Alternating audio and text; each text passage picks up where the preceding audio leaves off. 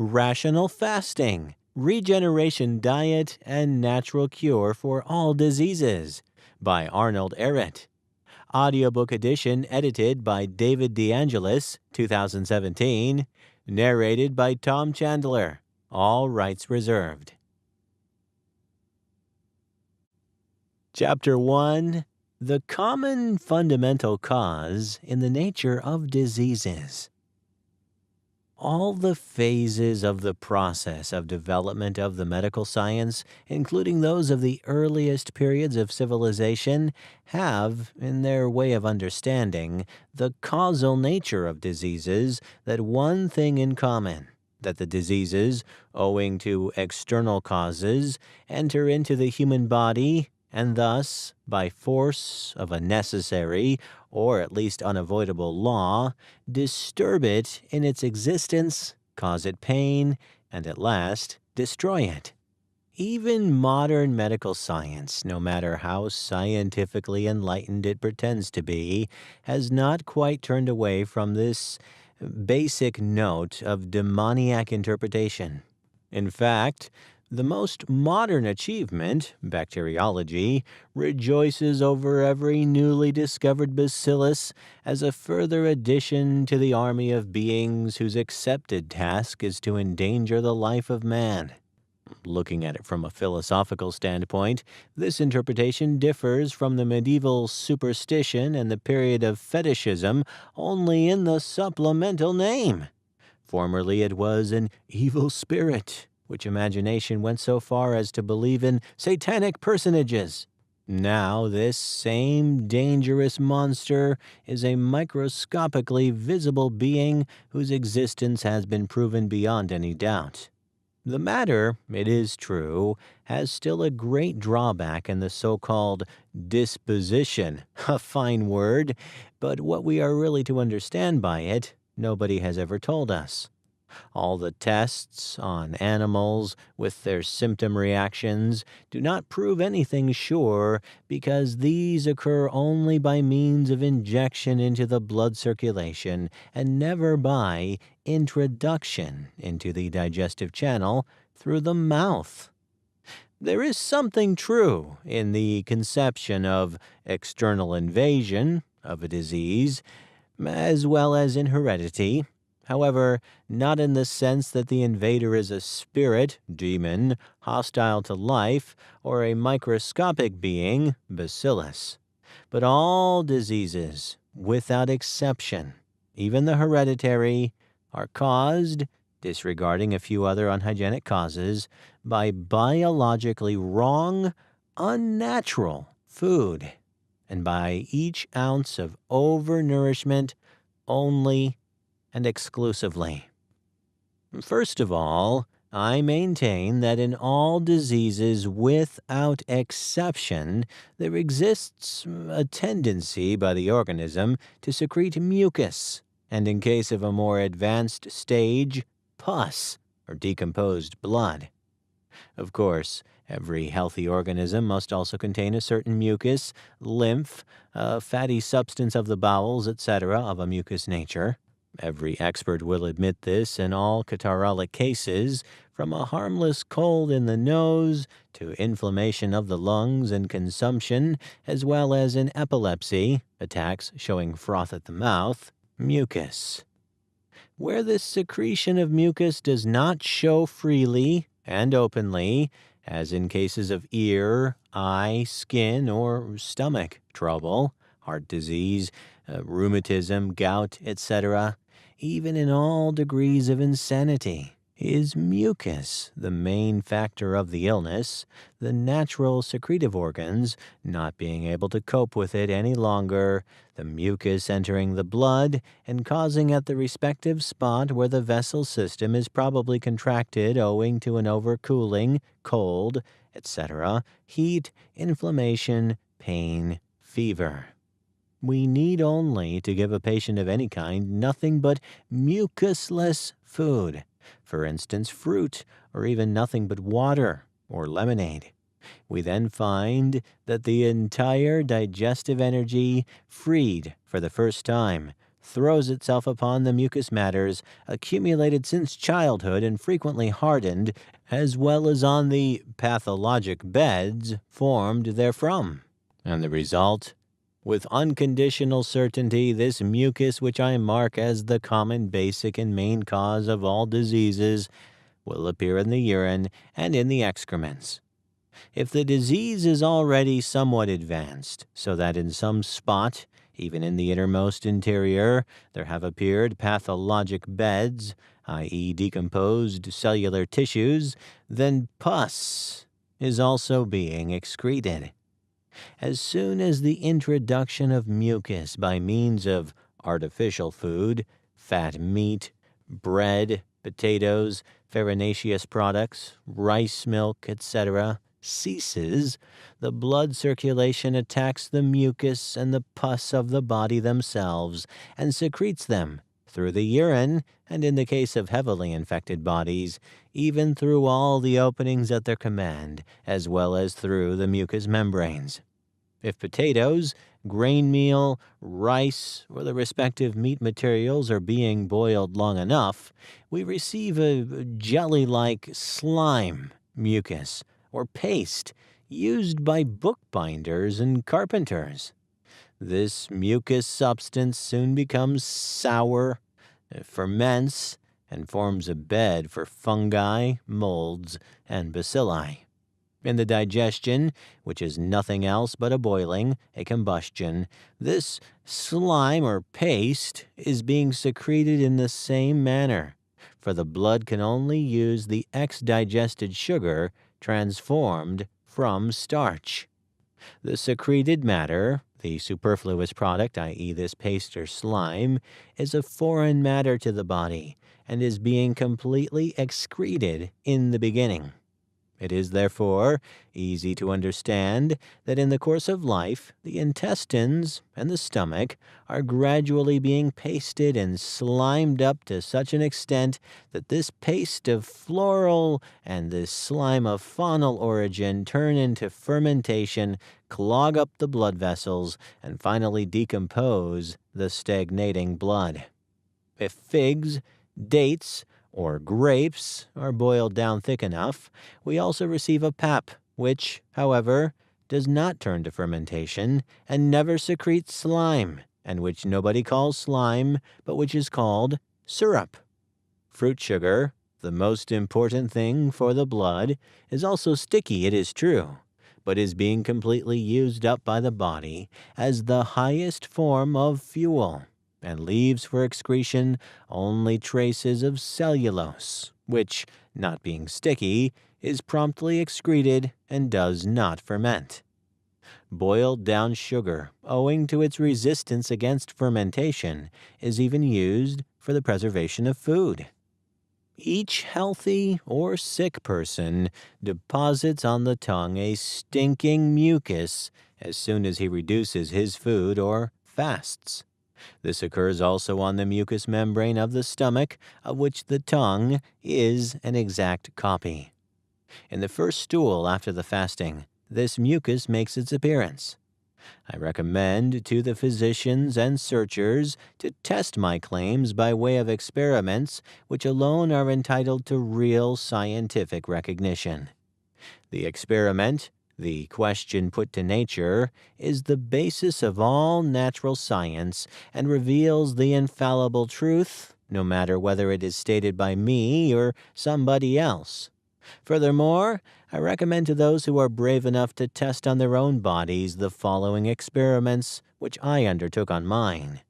They will receive the same answer from nature, i.e., from their organisms, provided that the latter be sound in my sense.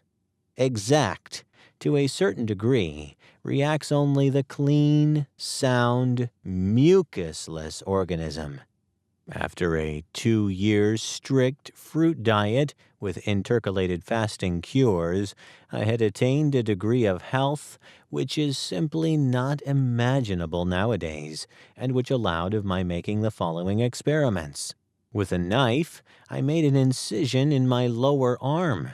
There was no flow of blood as it thickened instantaneously, closing up of the wound, no inflammation, no pain, no mucus and pus, healed up in 3 days, blood crust thrown off. Later, with vegetaric food including mucus formants, starch food, but without eggs and milk. The wound bled a little, caused some pain and pussed slightly, a light inflammation, complete healing only after some time. After that, the same wounding with meat food and some alcohol. Longer bleeding, the blood of a light color, red and thin, inflammation, pain, pussing for several days, and healing only after a 2 days fasting. I have offered myself, of course in vain, to the Prussian Ministry of War for a repetition of this experiment. Why is it that the wounds of the Japanese healed much quicker and better in the Russo-Japanese War as those of the meat and brandy Russians? Has nobody for 2,000 years ever thought it over why the opening of the artery and even the poison cup could not kill Seneca after he had despised meat and fasted in prison? It is said that even before that, Seneca fed on nothing but fruit and water. All disease is, finally, nothing else but a clogging up of the smallest blood vessels, the capillaries, by mucus. Nobody will want to clean the water conduit of a city, a pipe system, which is fed with soiled water by a pump, the filters of which are clogged up, without having the water supply shut off during the cleaning process. If the conduit supplies the entire city, or a portion of it, with unclean water, or if even the smallest branch pipes are clogged up, there is no man in the world who would repair or improve that respective spot. Everybody thinks at once of the central, of the tank and the filters, and these together with the pumping machine can be cleaned only as long as the water supply is shut off. I am the Lord, thy physician, English and modern. Nature alone heals, cleans, unmucuses, best and infallibly sure, but only if the supply, or at least the mucus supply, is stopped. Each physiological machine, man like beast, cleanses itself immediately, dissolves the mucus in the clogged up vessels without stopping short as soon as the supply, of compact food at least, is interrupted. Even in the case of the supposedly healthiest man, this mucus, as already mentioned, then appears in the urine, where it can be seen after cooling off in the proper glass tubes. Whoever denies, ignores, or fights this uniform fact because perhaps it goes against him or is not scientific enough for him, is jointly guilty of the impossibility of the detection of the principal cause of all diseases, and this, in the first place, to his own detriment. Therewith I also uncover the last secret of consumption. Or does anybody believe that this enormous quantity of mucus thrown off by a patient stricken with tuberculosis for years and years emanates only from the lung itself? Just because this patient is then almost forcibly fed on mucus, pap, milk, fat meats, the mucus can never cease until the lung itself decays and the bacilli make their appearance when death becomes inevitable. The mystery of the bacilli is solved simply thus. The gradual clogging up by mucus of the blood vessels leads to decomposition, to fermentation of these mucus products and boiled dead food residues. These decay partially in the living body, pussy abscesses, cancer, tuberculosis, syphilis, lupus, etc. Now everybody knows that meat, cheese, and all organic matter will again germinate, put forth bacilli during the process of decomposition. It is for this reason that these germs appear and are detectable only in the more advanced stage of the disease, when, however, they are not the cause, but the product of the disease, and disease furthering only insofar as the decomposition, for instance of the lung, is being hastened by them because the excretions of the bacilli, their toxins, act poisoning. If it be correct that bacilli infect from the exterior, then it is nothing but the mucus which makes possible their activity and furnishes the proper soil, the disposition. As already said, I have repeatedly, once for 2 years, lived mucusless, i.e. on fruit exclusively. I was no longer in need of a handkerchief, which product of civilization I hardly need even up to this day. Has anyone ever seen a healthy animal living in freedom to expectorate or to blow its nose? A chronic inflammation of the kidneys, considered deadly, which I was stricken with, was not only healed, but I am enjoying a degree of health and efficiency which by far surpasses even that of my healthiest youth. I want to see the man who, being sick to death at 31, can run without a stop for 2 hours and a quarter, or make an endurance march of 56 hours duration 8 years later. With this mucus theory, well confirmed by my numerous experiments, there is for the first time put up a thorough etiologic, i.e., a cause-defining uniform conception of all diseases.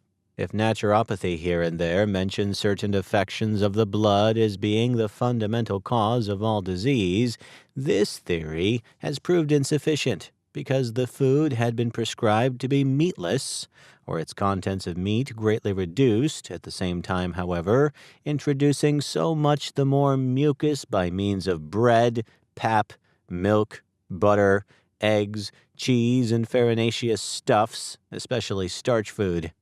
That is the reason why most of the vegetarians, in spite of their lauded bill of fare, are not healthy just the same.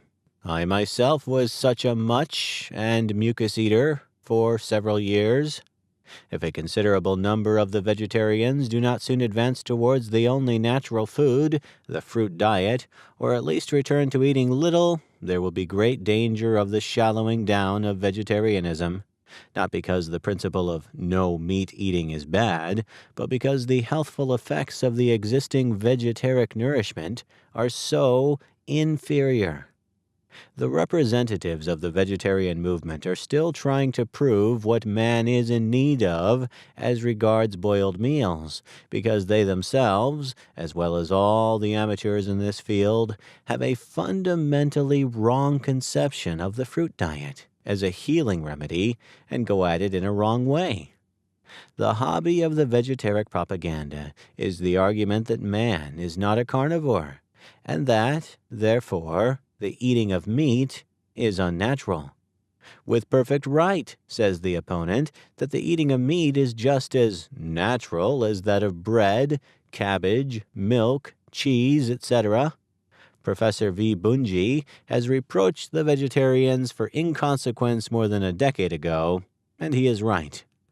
It is surely theoretically correct that man was a mere fruit eater in times gone by, and biologically correct that he can be it even today. Or can the horse sense of man not conceive, without any proofs and directly, of the fact that man, before becoming a hunter, lived on fruits only? I even maintain that he did live in absolute health, beauty, and strength, without pain and grief, just the way the Bible says. Fruit only, the sole mucus-less food, is natural. Everything prepared by man, or supposedly improved by him, is evil. The arguments regarding fruit are scientifically exact. In an apple or a banana, for instance, is everything contained what man needs. Man is so perfect that he can live on one kind of fruit only, at least for quite some time. This, however, need not necessarily be coconut or cabacan, but a self-evident truth preached by nature must not be discarded just because nobody has been able to apply it in practice on account of civilizational considerations. From fruit only, one becomes, first of all, ill, i.e. cleansed. This cleansing process, however, is better to undergo at home and not in the tropics. No man would have ever believed me that it is possible to live without food for 126 days, in which 49 at a stretch, during 14 months. Now I have done it, and yet this truth is not being understood. Hitherto I say and teach only that fruit is the most natural healing remedy. Whether my calculation is correct will be proven by the next epidemic. I take, however, this opportunity to uncover the reasons why the self-evident is not believed in. When in the previous century somebody talked about telephoning from Berlin to Paris, everybody laughed because there had never been such a thing. Natural food is not being believed in anymore because almost nobody practices it and, being a man of civilization, cannot easily practice it. It must also be considered that contra-interests fear that the prices of the other artificial foodstuffs may drop, and others fear that the food physiology may receive a shock and that the physicians become unnecessary. But it is just this fasting and fruit cure which requires very strict observation and instruction. Therefore, more doctors and less patients who, however, will gladly pay more if they get well. Thus the social question regarding doctors is solved, assertion already made by me publicly in Zurich several years ago. Almost all fasting attempts fail on account of the ignorance of the fact that with the beginning of mucusless diet, the old mucus is being excreted so much more forcibly until that person is absolutely clean and healthy. Thus, the seemingly most healthy person has first to pass through a condition of sickness, cleansing, or to go through an intermediate stage of illness to a higher level of health. This is the great cliff around which so very few vegetarians have failed to go, discarding the highest truth, just like the mass of people is doing. I have proven this here in the Vegetarshivarte competently on the basis of experiments and facts, and refuted the greatest objection, that of undernourishment, by an actual fasting experiment of 49 days with preceding fruit diet. My state of health was only improved by this radical excretion of mucus, disregarding a few unhygienic circumstances during the test. I received numerous letters of appreciation, especially from the educated classes. The mass of the adherents of vegetarianism, mucuses, gaily ahead. Vegetarianism has to show representatives of both sexes who do not differ by anything from Munich beer stomachs, a consequence of the daily stuffing up with mucus food of all kinds. Contrasting herewith, it can only be said that the poisons, so called by them, meat, alcohol, coffee, and tobacco, are in the long run comparatively harmless, as long as they are used moderately. In order to avoid misunderstanding on the part of teetotalers and vegetarians, I must insert here a few explanations. Meat is not a foodstuff, but only a stimulant which ferments, decays in the stomach. The process of decay, however, does not begin in the stomach, but at once after the slaughtering. This has already been proven on living persons by Professor Dr. S. Graham, and I complete this fact by saying that meat acts as a stimulant just by means of these poisons of decay, and therefore is being regarded as a strengthening foodstuff. Or is there anyone who can show me chemico-physiologically that the albumin molecule going through the process of decay is being newly reformed in the stomach and celebrates its resurrection in some muscle of the human body? Exactly like alcohol, the meat acts in the beginning delusively, as if stimulating strength and energy, until the entire organism is penetrated by it and the breakdown inevitable. All the other stimulants act likewise. The fundamental evil of all non-vegetaric forms of diet consists always in the overeating of meat, as it is the origin of all the other evils, especially of the craving for alcohol. If fruit is eaten almost exclusively, the eagerness for cup or glass loses itself to chastise itself against it, simply because meat produces the demon thirst. Alcohol is a proven kind of antidote for meat, and the gourmand of the big city, who eats almost nothing but meat, must therefore have wines, mocha, and Havana in order to at least in some way counteract the heavy meat poisoning. It is a well-known fact that, after an opulent dinner, one feels decidedly fresher, physically and mentally, if the stimulants, poisonous in themselves, are taken moderately, than to stuff oneself full with the good eating to the very fatigue. I absolutely declare war on meat and alcohol. Through fruit and moderate eating, these great evils are radically diminished. But whoever finds it impossible to entirely give up meat and alcohol is, if he takes them moderately, still far ahead of the vegetaric much-eater. The American Fletcher proves this most evidently by his tremendous success, and his secret is explained by my experiments, which show that a person becomes most efficient and develops best in his health if he eats as little as possible. Are not the oldest people, as a rule, the poorest? Have not the greatest discoverers and inventors sprung from poverty, i.e., been little eaters? Were not the greatest of mankind, the prophets, founders of religions, etc., ascetics? Is that culture, to live in Berlin, dining excellently thrice a day, and is that social progress that each working man eats 5 times a day and then pumps himself full with beer at night?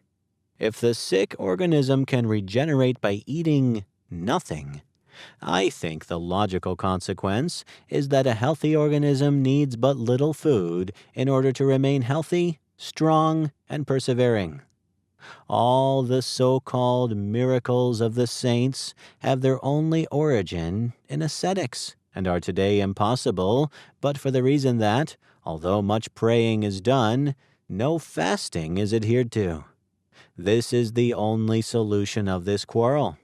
We have no more miracles because we have no more saints, i.e., sanctified and healed by ascetics and fastings. The saints were self-shining, expressed in modern language, medial or radioactive, but only because through ascetics they were godly healthy, and not by special grace. I just wish to mention here that I myself have succeeded in visible electric affluences, but only by external and internal sun energies, sun baths, and good from the sun kitchen fruit.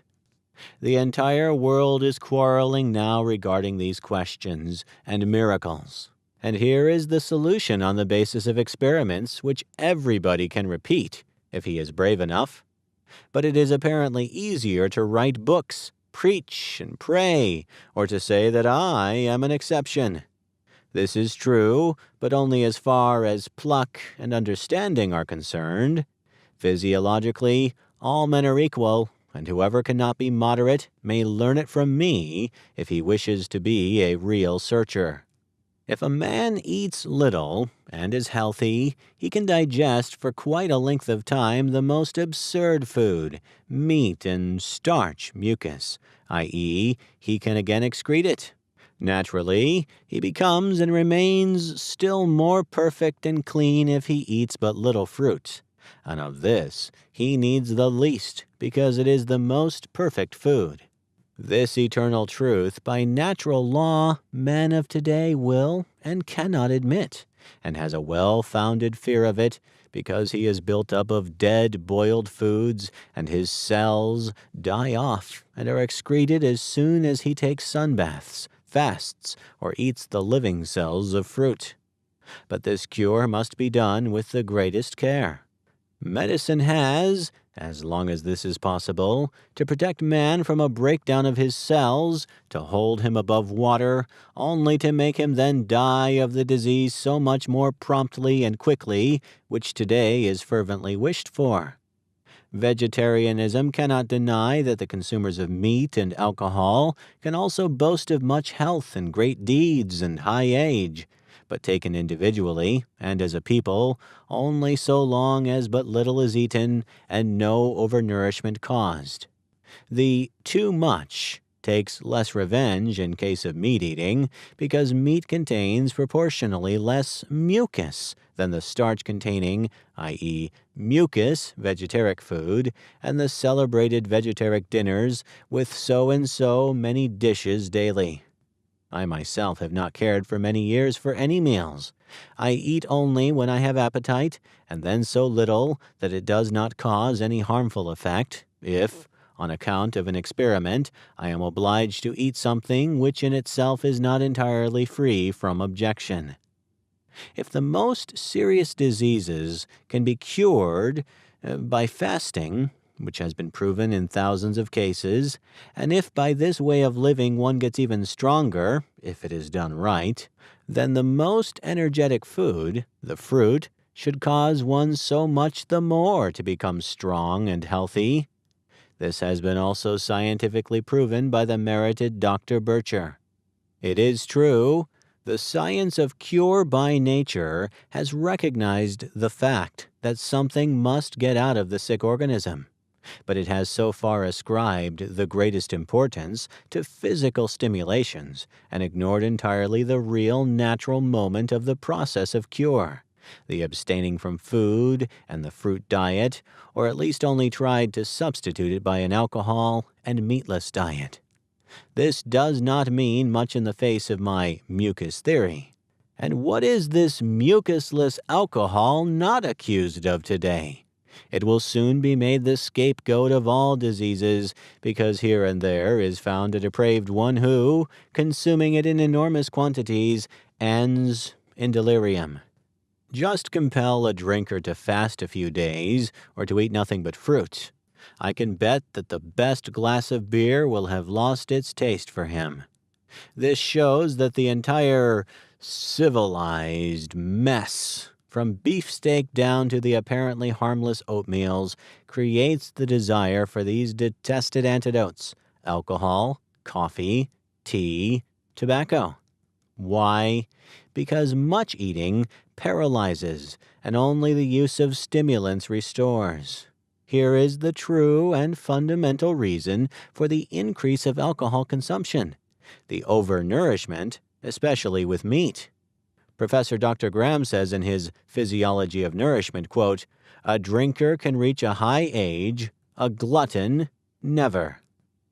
This is true because the acute alcohol, acting as a stimulant, especially the modern beer, is less harmful in the long run than the chronic stuffing up of the digestive channel with mucus food.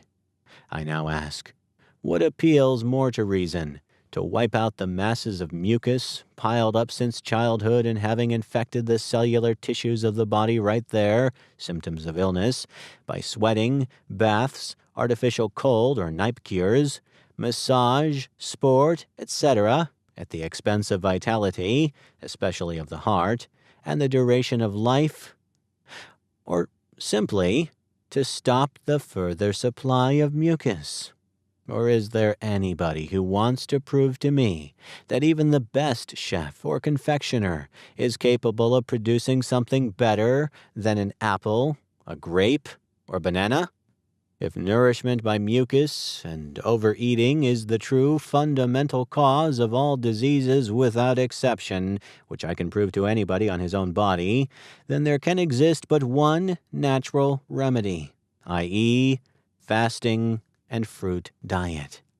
That every animal fasts in case of even the slightest uneasiness is a well-known fact, and to culture, and thanks to man feeding them, have lost their sharp instinct for the right kind of food and the natural hours of feeding, and therewith their proper state of health and acuteness of sense, they will, nevertheless, when sick, accept only the most necessary food.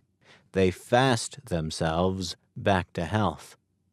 Poor sick man, however, must under no circumstances live on short rations for more than 1 or 2 days for fear that he may lose strength. Already have physicians called the fasting wonder cures, cure of the uncured, cure of all cures, etc. Certain charlatans have brought this infallible, but at the same time dangerous cure to discredit. I have done in fasting the most significant thing in centuries. 49 days world record. See Vegestarshvarte, 1909, Book 19, 20, 22, 1910, Book 1 and 2. Furthermore, I am the only one who combines this cure with systematically and individually adapted fruit diet, which makes it astonishingly easier and absolutely harmless. We are therefore undoubtedly put in a position to heal diseases which the school medicine designates as incurable. On the basis of my detection that this mucus coming from cultured food is the fundamental cause and main factor in the nature of all diseases, symptoms of age, obesity, falling out of the hair, wrinkles, weakness of nerves and memory, etc., there is justified hope for the creation of a new phase of development of the progressive healing methods and biological medicine. Already Hippocrates had uniformly recognized the disease material for all diseases. Professor Jaeger has defined the common as stench, but not discovered the source of this bad smell. Dr. Lahmann and other representatives of the physical dietetic tendency, especially Kuhn, come onto the tracks of this common foreign matter. But all of them did not show, recognize, or prove by experiment that it is just this mucus of culture food which loads up our organism from very childhood and attacks it at a certain degree of fermentations, forms pathologic beds, i.e. decomposes the cellular tissues of the body itself into pus and decay. It is being mobilized in case of casual colds or high temperatures, etc., and produces, in its tendency to leave the body, symptoms of abnormal functions, which hitherto have been regarded as the disease itself. It is therefore for the first time possible to define what is meant by disposition. The more the mucus, bad mother's milk and all its substitutes, is being administered from childhood on, or the less this mucus is being excreted, owing to hereditary weakness, through the organs made to perform this task, the greater is the inclination to catch cold, fever, to freeze, to admit parasites, to get sick, and to grow old. Very likely, by this the veil has been lifted from the secret which hitherto has always surrounded the nature of the white corpuscles. I believe that here, as in many other cases, we have to do with an error of the medical science. The bacteria throw themselves upon the white largest extent of this mucus denounced by me. Are not the bacteria being bred on this mucus by the millions outside of the organism? On potatoes, broth, gelatin, i.e. on mucus, i.e. nitrogenous, vegetable, or animal substances consisting of an alkalically reacting fluid containing granulated cells of the appearance of white blood corpuscles. Perhaps in an entirely healthy condition, the so-called mucous membrane should not at all be white, slimy, but clean and red, like on animals. Perhaps this corpse mucus is even the cause of the paleness of the white race? Pale face, corpse color. With this mucus theory to be confirmed by experiment, the specter disease has been finally deprived of its demoniac mask. He who believes me can heal not only himself, if everything else fails, but we have for the first time been given the means to radically prevent disease and to make it definitively impossible. Even the dream of lasting youth and beauty is now about to become true, The animal, and especially the human organism, is, from a mechanical standpoint, a complicated tube system of blood vessels with air gas impetus by means of the lungs, in which the blood fluid is constantly kept moving and regulated by the heart as a valve. The decomposition of the air gas is accomplished by each breath in the lungs, separating of the air into oxygen and nitrogen. Thus, the blood is constantly kept moving, and the human body does its service incredibly long without fatigue. Let nobody come to me with the silly excuse of the daily experience of the absolutely natural compulsion of much eating, prescribed for working men, etc., before it has not been experienced by such complainant how long it is possible to work or march without fatigue after fasting or fruit food. Fatigue is in the first place a reducing of strength by too much digestion work. Secondly, a clogging up of the heated and consequently narrowed down blood vessels. And thirdly, a self- and re-poisoning through the excretion of mucus during the motion. All organic substances of animal origin excrete cyan groups in their decomposition, which the chemist Hensel has defined as bacilli proper. The air is not only the highest and most perfect operating material of the human body, but simultaneously the first element for the erection, repair, substitute, and very likely the animal organism derives nitrogen also from the air. On certain caterpillars, an increase of weight through air alone has been stated. Chapter 2. Remedies for the removal of the common fundamental cause of disease and the prevention of their reoccurrence. After having told my readers the dread and horror of being sick or getting sick in the previous chapter, it befits me to show them the means and ways, as far as this, commonly speaking, is possible, how to successfully encounter mucus poisoning, this greatest foe of health. I have already mentioned that each patient requires individual treatment, in form of verbal as well as written advices, the only after detailed reports from the patients.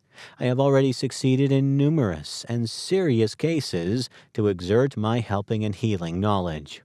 Here I wish to show 3 means and ways which can produce a beneficial change. 1. The shortest and best way is the fasting so much talked about in this magazine.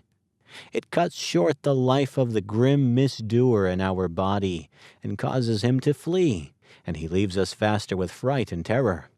Healthy people can submit themselves to a fasting cure without any further ceremony. It goes without saying that they must fast reasonably and be responsible for it, that they do not cause dangerous overexertions during the fasting period by demanding of themselves physical or mental performances which they could not live up to or even at full fare.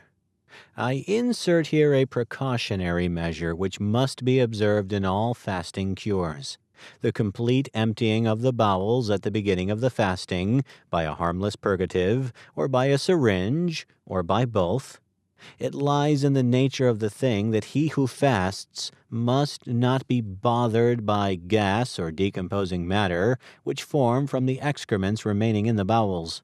It suffices that the mucus during the excretion gives him enough trouble, as already stated. Who does not care to do a more prolonged fasting, although he is healthy, may try a short one. Even a fasting of 36 hours, weekly 1 or 2 times, acts in the long run very favorably. It is best to start by leaving off the supper and taking a syringe instead. Then, in case of a 36 hours fasting, nothing is taken until the morning after the next, and then nothing but fruits for breakfast.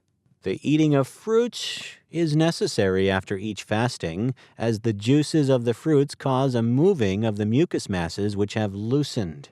In the case of sick and old people, this treatment must be carefully individualized. One arrives at this end, however, very much quicker if a longer fasting is done in the way described. For instance, 3 days, and then keeps an after-fasting cure.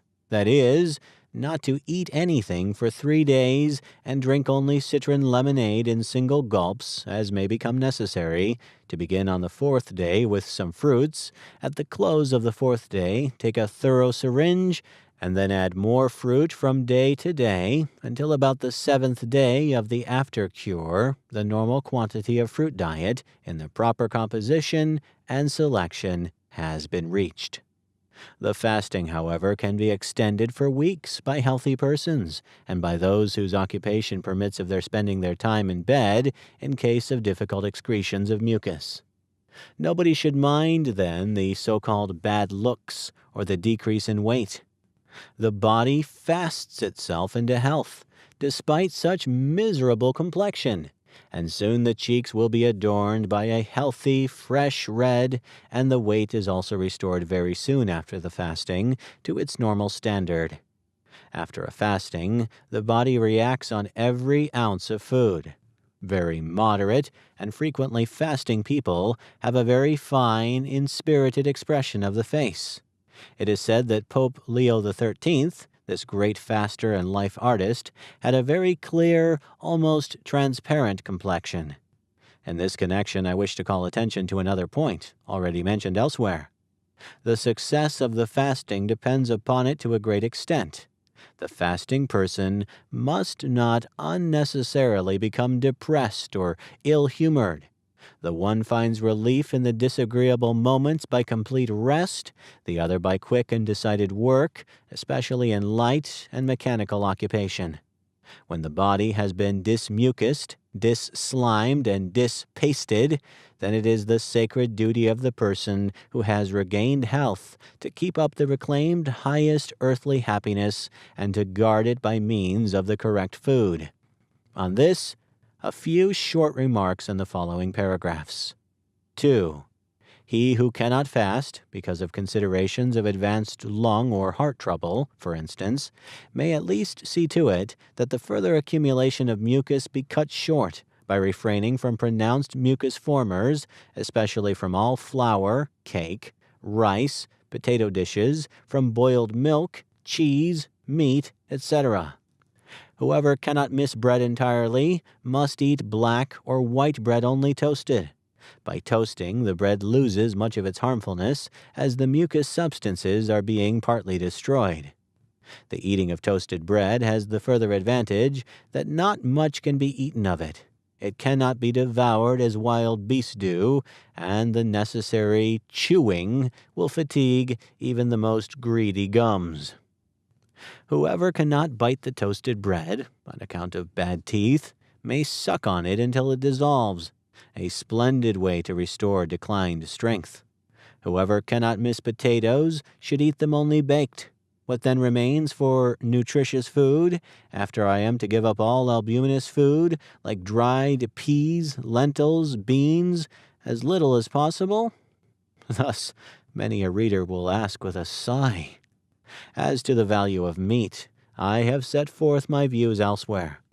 The slight requirements in albumin are fully covered by sugary fruits. The banana, the nuts, combined with a few figs or dates, are first-class muscle formers and strength givers. The vegetables, cut small and made into salads, the salads themselves, prepared with oil and plenty of lemon, and all the splendid fruits and berries, including those of the South, are worthy of being served at the tables of gods. And when springtime comes, and last season's fruits, especially apples, are on the decline, and the new vegetables not yet ready, does not Mother Nature help us out abundantly with oranges from the South? Will the aroma and wealth of these splendid products of nature not induce man to eventually become a fruit eater entirely? It is not possible for me to go into the question of food and its effects exhaustively in this book. For healthy people, these statements may suffice. For sick people, I give special prescriptions according to their state of health.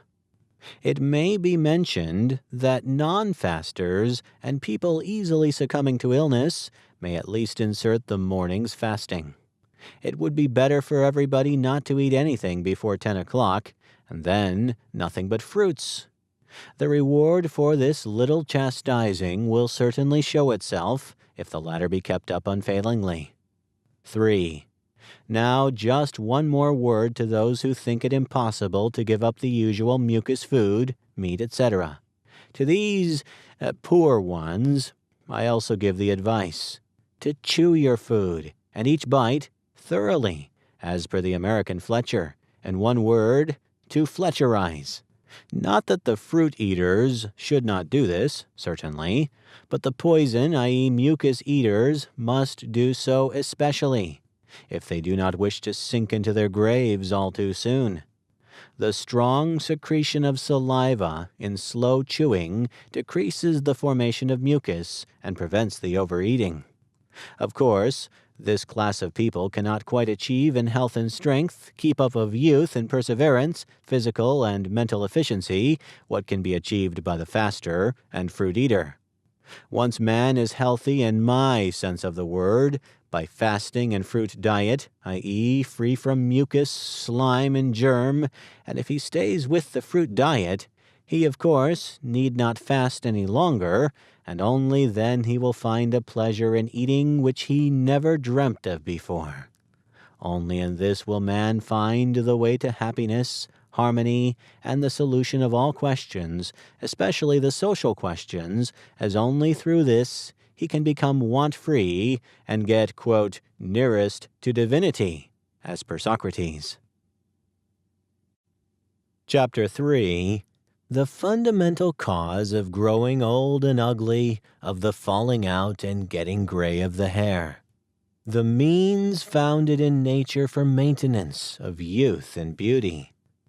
Following the previous general arguments to the effect that mucus is the main cause of disease and aging, there is only left to show in particular, and on the various organs, in how far the mucus of culture food acts beauty-hindering in the construction of the human body, and produces symptoms of ugliness and age. If according to paradisic primary laws, the lungs and skin would be given nothing but pure air and sun electricity, and the stomach and bowels nothing but sun food, i.e. fruits, which are being digested almost without rest, secreting only mucus, paste, and germless cellulose, there seems to be no reason why the tube system of the human body should become defect, weaken, age, and finally break down entirely. Instead of the living energy cells of the fruit, one eats killed food, which biologically is meant for beasts of prey, i.e., food chemically changed by air oxidation, decay, dead boiled and robbed of its energy. Mucus accumulates especially in the heating channel, stomach and bowels, of this tube machine, and slowly clogs up the channel and filters glands. The sum total of this defilement causes chronic defects, makes people grow old, and is the main factor in the nature of all diseases. Growing old, therefore, is a latent disease, i.e. a slow but constantly increasing disturbance in the operation of the motor of life. The chemistry of victuals gives the most reliable proof that deformity and decomposition have their source mainly in the lack of minerals in boiled culture food.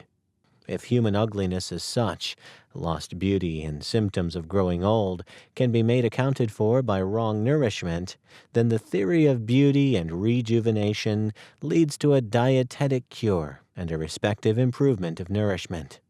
But inasmuch as beauty, especially human beauty, cannot be absolutely defined, because everybody has a different taste, I can limit myself only to the main standards of aesthetic demands.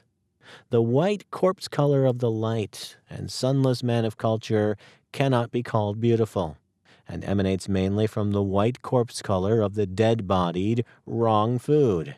What wonderful color a man can get who feeds on bleeding grapes, cherries, and oranges, and who takes systematically air and sun baths, cannot be imagined by the modern artists of plein air painting.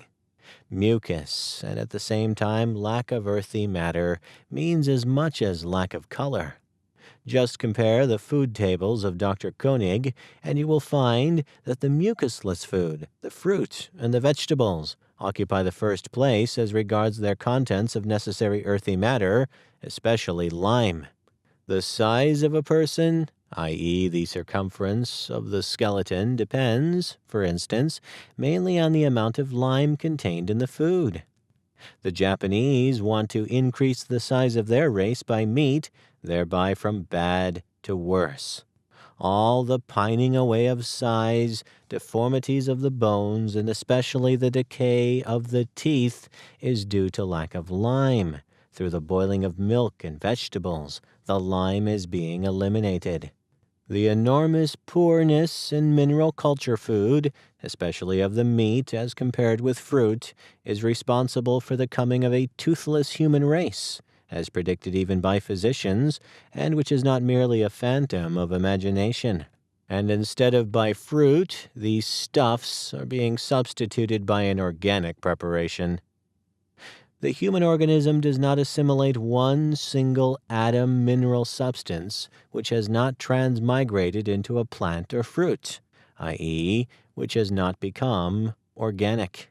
The most modern disfigurement, the obesity, has clouded up our aesthetic feelings in this regard so much that we even do not know any longer the limit of the normal.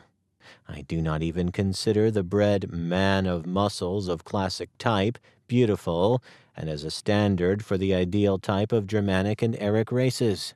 Weight, shape, and especially circumference of body are too great. Every accumulation of fat is pathologic, and in this measure unaesthetic. No animal living in freedom is upholstered with fat, like so many men. The reason is only too much food and too much fluid. Relaxation and clogging up of the entire system of vessels are the natural consequences. Grape sugar of the fruits and their nutritive salts are the right sources for a firm muscle substance by which a body, disfattened and dismucused by fasting, can be quickly rebuilt. The stoutness of face and body are dangerously on the increase. It is ugly and certainly pathologic. It is a curious fact that this accumulation of fat is considered not only beautiful, but even a sign of overabundant health, while the daily experience teaches that the slim, permanently youthful type is in every respect of a greater force of resistance and generally reaches a higher age. I should like to be shown just one person of 80 or 90 years with such obesity, which today is pronounced beautiful and healthy, and with which it is believed to fatten away tuberculosis. If fat people do not die in their best years through palpitations of the heart, apoplexy, or dropsy, they succumb to a slow emaciating, and the desire for food decreases in spite of all artificial stimulations of the appetite. The skin, especially of the face, having been subjected to extreme tension, becomes foldy and wrinkly. It has lost its youthful elasticity on account of insufficient and unhealthy blood circulation, as well as lack of light and sun. And now this relaxation of the skin is being tried to be prevented by salves and powders externally. The distinction and beauty of the features, the pureness and healthy color of the complexion, the clearness and natural size of the eyes, the charm of the expression, and the color of the lips, age and become ugly to the extent of the expression and the color of the mucus and the bowels, which we have recognized above as the central depot from which all the symptoms of disease, and therefore those of age, are being fed. The beautiful roundness of cheeks, which at the same time increases the size of the nose, is nothing but a clogging up by mucus, which, as is well known, breaks out in case of a cold in the nose. I come now to the most important and most striking symptom of the growing old, the falling out and getting gray of the hair. to which I must devote an entire section, because its appearance generally causes the first and greatest worry and pain over the coming age, and because, hitherto, science has stood baffled in the face of this problem. The modern cutting short of the masculine hair on the head, as well as the alarming expansion and earliness of baldness, have accustomed even an artistical eye so much to this appearance that we no longer become conscious of the fact how seriously the aesthetic and harmonic figure of man is disturbed by this voluntary and involuntary hair decapitation. Man, who is not only intellectual, but also as an aesthetic product of nature, the crown of creation, is being robbed of the splendid crown of his head, the hair.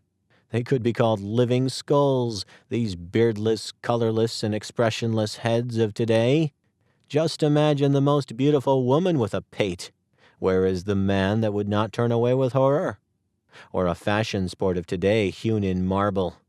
In addition to that, the mustache shaped geometrically and angular, or trimmed off entirely, then the modern clothing which distinguishes itself from that of all the centuries by the greatest insipidity. And this we find beautiful reasons for which the present-day man gets his beard and hair cut down to a minimum length. The lack of beauty, and therewith the unaesthetic appearance of hair and beard, has become so general that in course of time the need of shaving and the use of the millimeter machine have come as a matter of course.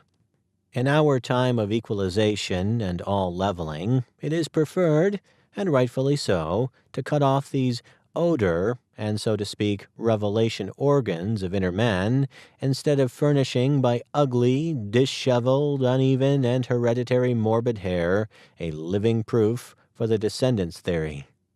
Therewith we can understand the maltreatment of the hair. The thought is practically given rise that the getting ugly of one organ or of the entire organism means its inner morbidities, i.e., nature, reveals internal physiological disturbances of an organism through disharmony of shape and color. The seriously ill and dead organisms are its extremes. Doubters in my points of view, and bad nature observers, may here be reminded of the law of exception from the rule. And, as regards man, of the fact that neither hygienically nor aesthetically have we any imagination left of the ideal beauty and health of man living under perfectly natural conditions.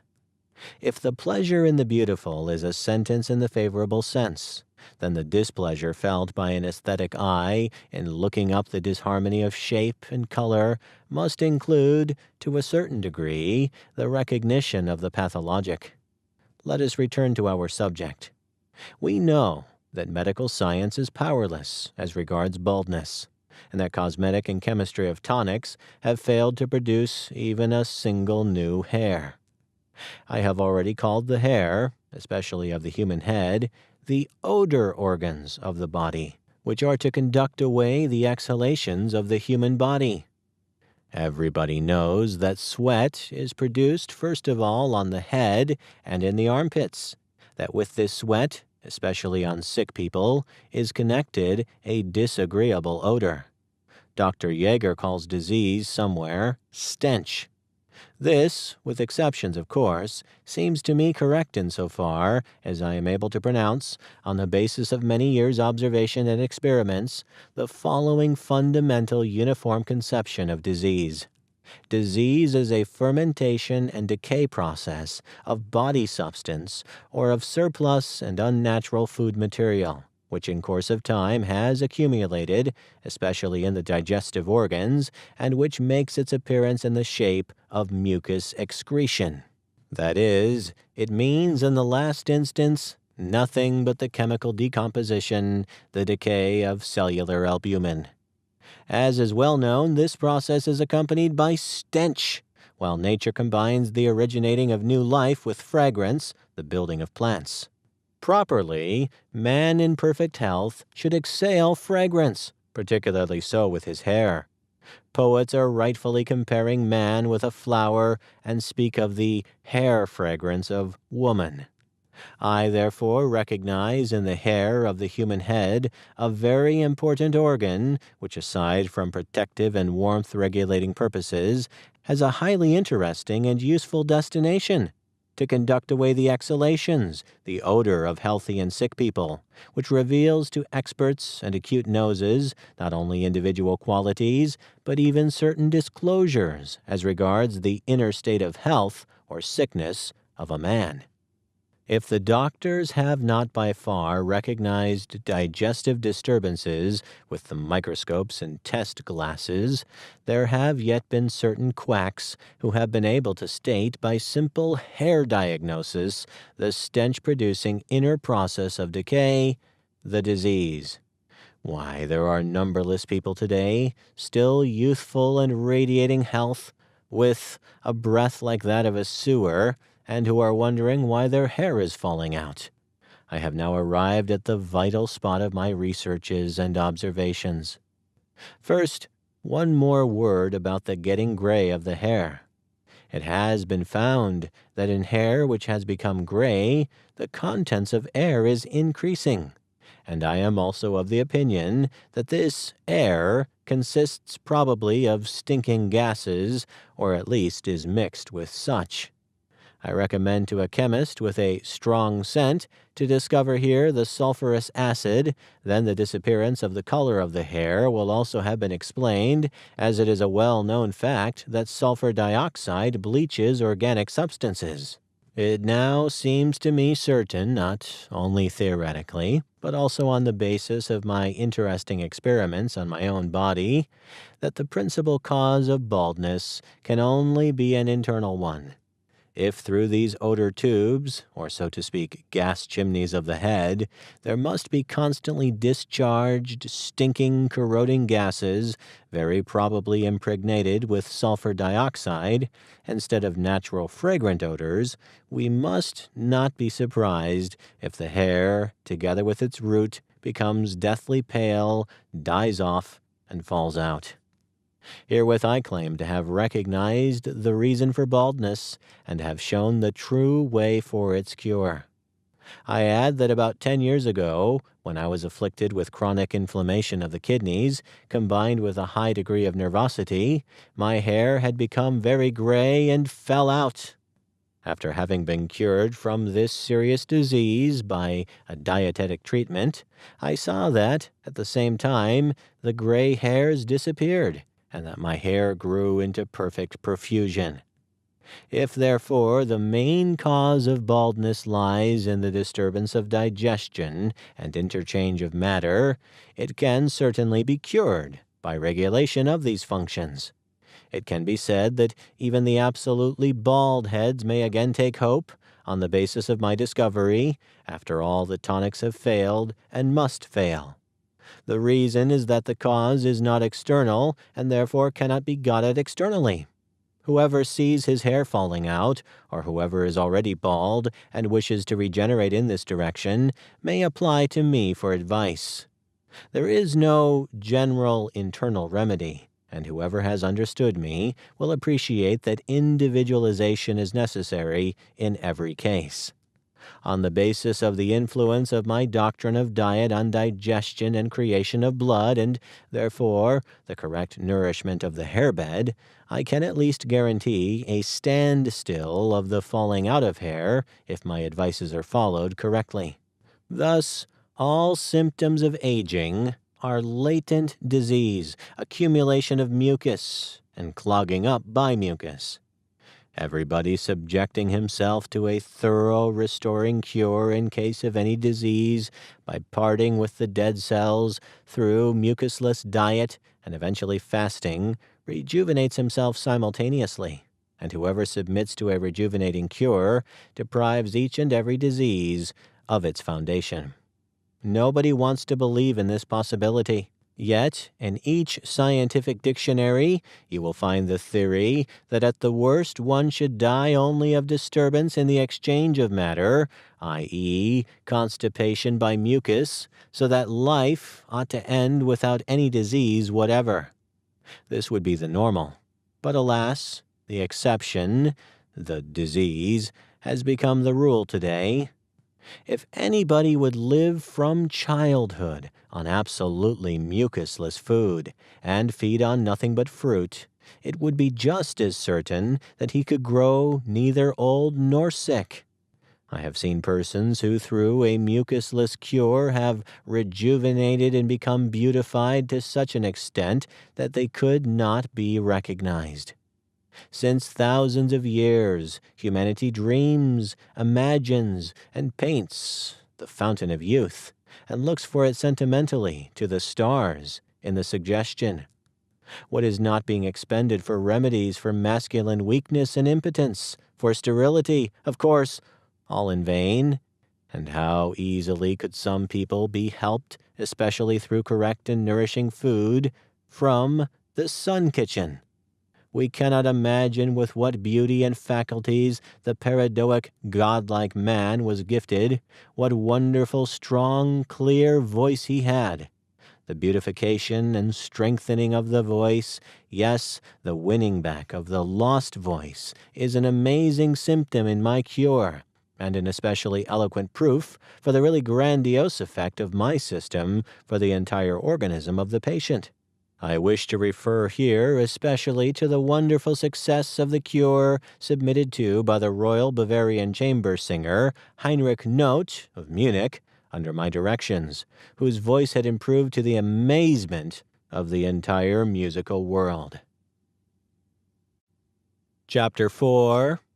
The Death.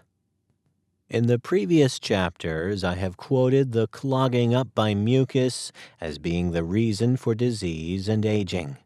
I have also proved the possibility of resubstitution of died-off cells. In view of the latter fact, it cannot be denied that the entire standstill of the human motor can be delayed for a long, long time if the body is being built up and maintained by living sun food from childhood on. At any rate, the body thus nourished is far ahead of that of the bad and all-eater, in that its building material is much more durable. In the right way of living, the exchange of matter takes place to a much lesser degree. Likewise, the stress on the inner organs, especially the heart and the stomach. In the performance of greatest efforts, the mucusless organism has not nearly the pulse frequency of a much eater. Merely through this saving of energy, it is possible to mathematically figure out and prove an advantage as regards longevity. But can we perhaps even solve this by all explaining mucus constipation, the last of all mysteries, death? In life-endangering injuries and afflictions, the brain and the heart are the organs whose disturbance of function finally ends with death. We can say that in most diseases, death takes place through additional development of heart stillness. As regards these, science has not by far spoken its last word, but we can say that the clogging up of the blood vessels of the heart and the destruction of the tender heart nerves through permanent repoisoning of the blood is the last cause of death in all chronic diseases. Likewise leads the clogging up of the tender blood vessels in the brain and an eventually bursting of same, apoplexy, as well as any other entire clogging up of vessels to a standstill of all functions of life. Of course, other circumstances play also a part in it, for instance, insufficient supply of air in case of disease of the lungs. Science also mentions the excessive appearance of the white blood corpuscles as the reason for death. This process of disease is regarded as a disease in itself and called leukemia, white-bloodedness, but better, in my opinion, more mucus than blood. Many other reasons are given for the cause of death. If, perchance, a disease cannot be put into any of the better defined registers, it is given the name of Kaczewski, which sounds very wise and means bad condition of nourishment, decay. I now ask, what is really the killing poison? Modern medical science gives the bacilli as the causes for most of the diseases, thus showing that it also has the idea of a common fundamental factor for all diseases, the aging and death, and, undoubtedly, a large part of all diseases and their consequences, death, are due to the bacilli. My experimental proof that mucus is the fundamental and main factor differs from the bacillus theory only in that just this mucus is the bed of the precondition, the primary. The excessive appearance of the white blood corpuscles, i.e. of the white dead mucus, as compared with the red, sugar, and iron substances, is becoming dangerous to life. Red-colored and sweet is the visible token of life and love. White, pale, colorless, bitter, the token of disease, and overwhelming by mucus, the slow dying away of the individual. The death struggle or agony can only be regarded as a last crisis, a last effort of the organism to excrete mucus, a last fight of the still living cells against the dead ones and their death poisons. If the white, dead cells, the mucus in the blood, gain the upper hand, there takes place not only a mechanical clogging up in the heart, but also a chemical reformation, a decline, a total poisoning, a sudden decay of the entire blood supply, and the machine stops short. It has pleased God Almighty. We bend our knees before the mysterious power of death. Thus we speak with resignation. Uncertainty is the only tragedy of life. There is none other, says Peter Altenberg in his Prodromes. Thus is also the last, the highest cause of all diseases, the aging and the death, at least if unnatural, a spiritual one, a not knowing, a sin which we have unconsciously committed and for which we are being punished undeservedly, but we are punished just the same. For in nature as well as in the civil book of laws, ignorance does not exempt from punishment. The purpose of this article is to contribute towards the good fight against ignorance, this trapdoor for so many poor men and women, and to spread knowledge which to the individual as well as to the people will be a blessing on body and spirit. The End. This has been Rational Fasting, Regeneration Diet, and Natural Cure for All Diseases, written by Arnold Ehret. This special edition for the audiobook edited by David DeAngelis in 2017 and narrated by Tom Chandler.